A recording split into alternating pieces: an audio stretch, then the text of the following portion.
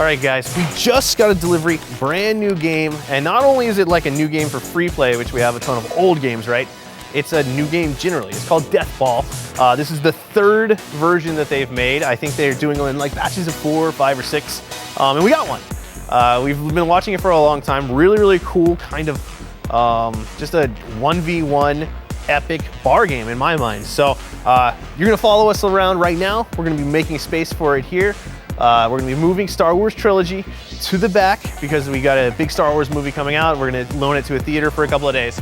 We're gonna be moving Sinistar over where Trilogy is, and then we're gonna bring out and set up and learn how to set up DEATHBALL. So here we go.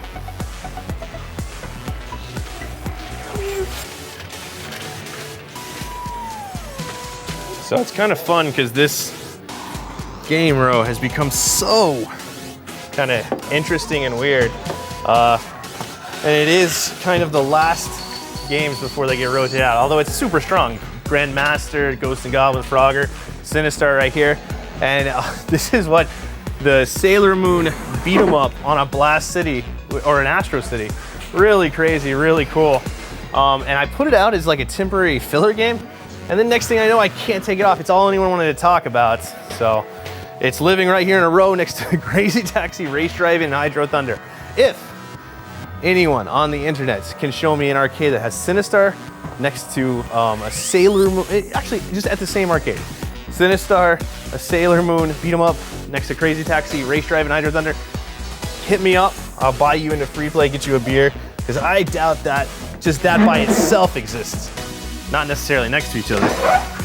But that's my favorite part about Free Play Richardson is all of these. This lineup is always so super stacked. And since it's the first one, it's closest to our warehouse, it's the one that kind of gets the newest games most often. So we have Killer Queen in all the locations right now, but a game like DEATHBALL, to me, Free Play Richardson's the best to test because Free Play Richardson's already had something like 500 or 600 games rotated through it. So it really, to me, makes sense that since they've seen the most here at Richardson, might as well give them all the newest stuff as it comes through and then rotate it out. That said, I don't want to play favorites. Cosmotrons went to Arlington and Richardson as soon as we got it. Killer Queen started at Arlington, so I just find that Richardson's a really good test bed. So Sinistar turned back on. That's exciting. Now let's figure out how DEATHBALL works.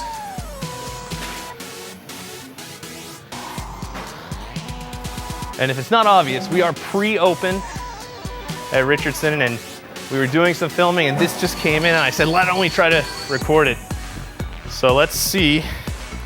And I know DEATHBALL is kind of interesting because it's a custom built cabinet, but then it has a TV that you're supposed to mount on the top, kind of, you know, for spectators, which you saw that in the 80s where they put these cool 19-inch box tubes on the top of games. And nowadays, it's almost like we can't even have, like, here's a freshly mounted TV just so that Killer Queen spectators can see everything.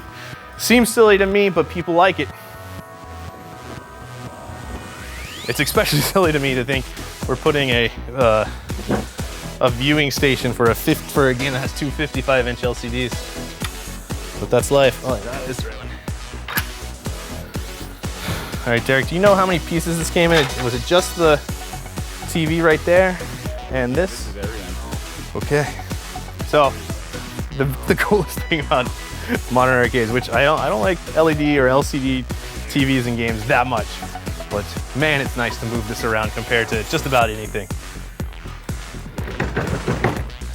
So I bought this and I'm not 100% sure, but I think that this is kind of built, you know, home built, garage built, maybe small. I believe that the people who made this are building it themselves. And it's kind of a crazy game. I've played it a couple times and I've watched a lot of videos before I decided, because, you know, indie games are not exactly the cheapest because they're not building at scale.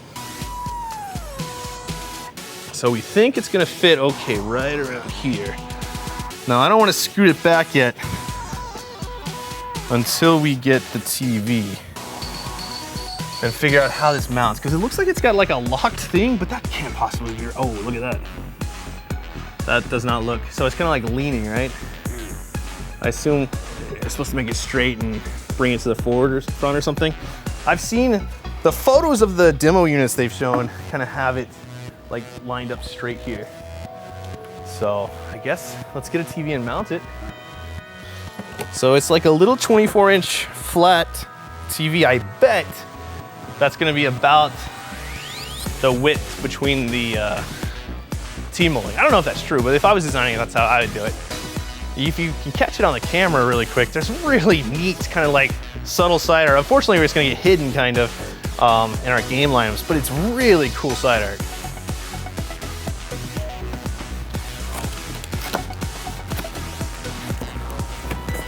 These are not the instructions from the TV, they're the instructions from DEATHBALL, how to install it. Hold on, this is just from, now that I own a bunch of arcades and I have to write things like employee manuals and stuff, I always look at copy really funny. And I don't know if this is intentional or not, but it's really funny. This is the box that contains this letter. That's it, that's all. I'm sorry guys, that was just, I thought it was funny. All right. If you could give me a hand on that side. So I think it's gonna be these first holes, but let's see. Does everything else look lined up? Yeah, it was. All right, if you could hold it for a second, I'll get the other corner. So if you're watching this and you've never hooked up or built one of like the really big expensive arcade games, just know this is about how it goes even for the big manufacturers.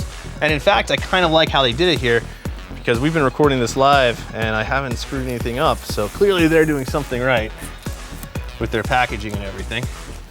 So we need to dust the screen and tighten it up. So I assume I'll need a stool, yeah?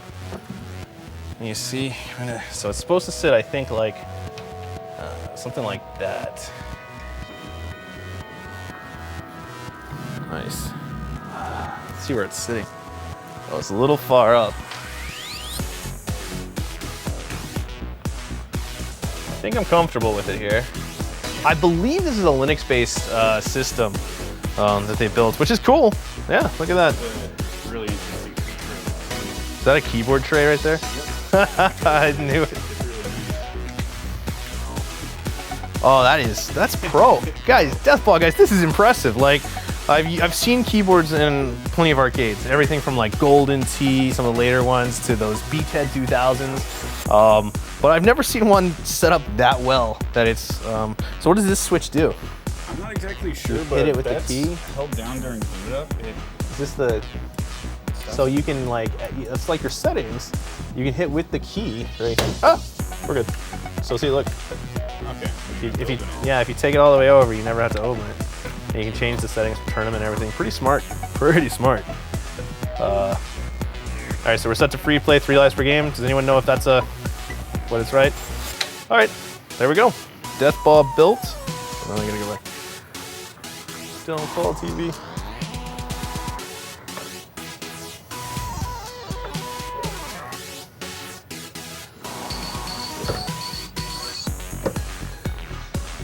Around there. So we gotta put, whoa. No, I think that was part of the game. All right, guys, right here, DEATHBALL has arrived, like in Dallas-Fort Worth. And I think it was really cool the way we have it set up right now. This isn't far from our front door, so we wanted people to see it, but you know, it's sandwiched between some serious classics. Dragon's Lair running the original Laserdisc, DEATHBALL right here, and then Nintendo Punch-Outs. I mean, Q*bert, Major Havoc, Tapper, Japanese Pac-Man Battle Royale. Really cool game line. But yeah, you know, we're always trying to balance finding really cool games and keeping that like kind of classic feeling. And I feel like this just totally nailed it. You've got the new amenities, you've got a cool view screen with the LCD, you've got the LED lights down there that flash and everything, but it also still feels like a retro arcade. And so super pumped. I mean, it's here at Free Play Richardson, come play it. All right guys, right now, I've got DJ Terminator Rugby, I've got Chris Delp and myself, and we're really, experiencing DEATHBALL for the first time. We just played our first round ever, and learned a little bit about like the physics of this game, and to be honest, it is, I can already tell it's much deeper than I ever expected. And Free Play Richardson here just opened, so it's a soccer type game. Oh, where's your defense, Beltran? It was right there. I hit the. You get 3 lives. At least that's the settings right now, and you can see they're kind of tracked on each side. You understand you can use your hands in this game, right? There are like speed differences that I haven't quite figured out. It definitely feels like as you get closer to the goal in that little haze, that it slows down. And then in the middle, you're moving a lot faster. Dang it, get out of there. You can wrap around the two worlds, and the cool thing is, like, while you have the bubble can still hit the ball. So you can see, like, after we make these little jump bubbles or whatever they are, they can still affect the ball if you're right there. And I will say the hardest thing to do is to actually get the ball to go in the goal when you're wide open. That's when you're guarding the wrong net. No, this is mine right Yeah, I can see that. right there. So that right there is the kind of shot that seems to win it the most. Like, if you're really close with a wide open shot. See, and I just did like some sort of speed thing, and then it shot me down. Okay, so clearly the joystick, though, helps control how you move, but I don't know how yet when you're in the air. Because, like, I'm just floating around for a long time there. And now I'm, like, not even controllable how fast I am going. There it is. All right, Yeah. so if both players are in the middle of the screen, much faster. What I can say is that I can already feel how intensely competitive this game is going to be. And I can see why it's been so requested. And I believe, I don't know, this was like cabinet... Oh, man. Get in there. Oh. This was like cabinet 4 of this latest 5-game build. I almost scored on myself. So they're not building these in huge quantities. Oh, do you see? My bubble was left as I intended. So there are not a ton of these, but I can see kind of why they're holding on to construction themselves. It seems like a simple cabinet, but the exact layout and the exact way everything is working, I want them to keep all the control, because this is really a very intense game. Something that I know that you have to be like, your hardware has to be completely on point for it to be perfect. And obviously, keeping these joysticks and buttons going is going to be just a massive endeavor. Spills and stuff are going to ruin this game. Wow, and you see that I didn't even know where my guy was going to go, because, like, when you jump, it moves you in a different way. All right, so Beltran just beat me. We're going to let Chris Delp come in here, get some play time. But, guys, this game is really fun, really interesting. The mechanics different than I expected. All right. Beltran has preferred one-button game setup. This is Pac-Land. Then we can have one superfluous button. Wait, it changed levels. It did. Okay, so what was... Oh, wait, so you can level select beforehand. All right, that's You cool. won. Feel free to choose, Lord Beltran. Mike, watch out to your left. Okay. Don't think too hard. Yeah. I've never played this game before. Do that one. All right. I'm going to try pressing this button. Oh, look at that. The goals are at the bottom. And I am the purple team. Okay, I got this. So you're shooting for the purple goal. Oh, interesting. Oh, man. I just scored on myself. Yeah, you did. Good job, I Beltran. literally just explained how it works. Good job. This is easy. I just let Mike do it himself. So what's really cool, though, you can tell, it's going to be pretty easy to build new levels for the game, but each level type can totally affect and alter how the game can work and how it's going to be played on each level. So what I really want, I can't wait to do, is to play this for a couple months and then come back and watch this video of how terrible we were. Oh, agreed. You just kind of fly around. There's got to be a method to the madness. I just don't know what it is. Yeah, there's one. Beltran scored 2 goals. One for each Beltran team. has said he's going to score all the goals this game. Agreed. We just don't know who's going to win. Yeah, you never know. And of course, guys, I'm catching the action on this cool kind of spectator screen, which honestly, right now where it's at in Free Play Richardson, it's going to be really cool because you can kind of post up on the bar and watch the game. Oh, hey. Which is weird because even knowing that there's a spectator screen up there, though, I keep wanting to lean over Beltran and get really close to the screen. I think that's the problem with the spectator screens. You don't feel as close to the action. Again. I have my defense. Throw it away. It is. And so we're watching a couple games here, guys, but rest assured, give us time. We are going to do a long play of this, really explore it, probably talk to the creators, maybe get them in here to kind of tell us how this code is working. This level, though, it looks like it's going to be much faster scoring in general. Especially with Beltran scoring all the goals. Yes. Given that the bottom of the level kind of ramps it straight forward, and you don't have to get over that hump that I clearly could not get over. Oh, get out of there.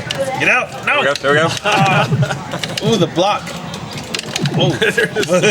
There's wizards falling everywhere. Bam.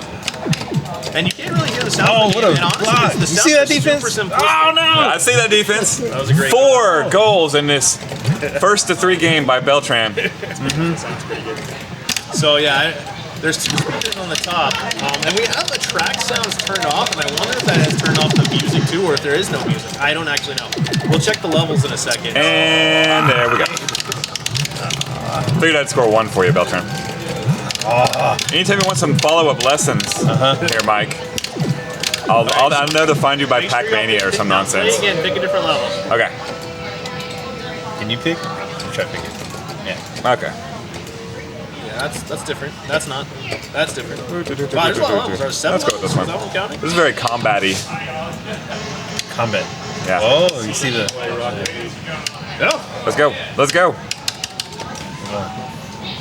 Well, and That's right. to continue the Rocket League comparison, you can definitely tell how a good player is going to look totally different than a bad player.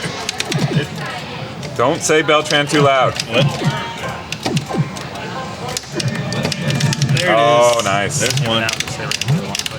We are going to do a long play on this one shortly. Very shortly, right? Within a week. Yeah, within a week or so. So stay tuned for that. Don't forget to like and subscribe and hit bell icons, which are my favorite. Although I may or may not have seen it. Nice own goal again. Nope. Ah, look at that. There's another. Get out. I like how you always hit it towards your own goal, like this. But yeah, stay tuned for the long play of us. Well, just probably continuing coverage of this first to 10 me and Beltran are doing. Wait, I'm purple again? Okay, yeah. So this has been a very quickie introduction to DEATHBALL and how Michael Beltran is the world's best at scoring own goals. He scores all the goals. Yeah. He leaves no goals for anyone else. Yeah. But yeah, so I guess the A's though is also, not only does it kind of slow the ball down, but it kind of pushes it out, yeah? No! Another own goal from Lord Beltran. With that, we'll Beltran see you was not later. going to let